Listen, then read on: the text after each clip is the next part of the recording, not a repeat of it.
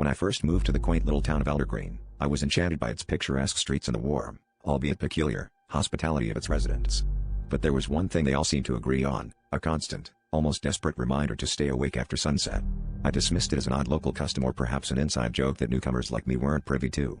That was until I experienced my first night there, when the shadows seemed to stretch longer than they should, and the air felt inexplicably heavy.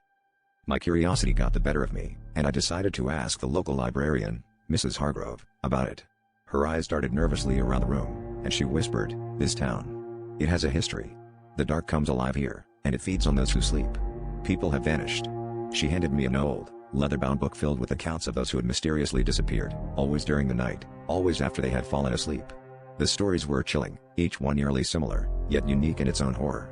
I felt a shiver creep down my spine as I realized this wasn't just folklore. Determined to uncover the truth, I decided to test the warning.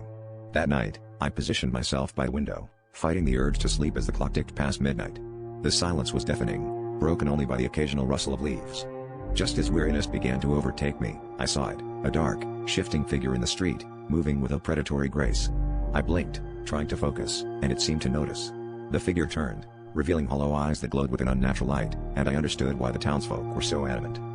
With a pounding heart, I stumbled back, ensuring every light in the house was on. As dawn approached, the figure faded with the first hint of sunlight, leaving only the echo of its presence. I realized then that the warning was more than just a quaint tradition, it was a lifeline.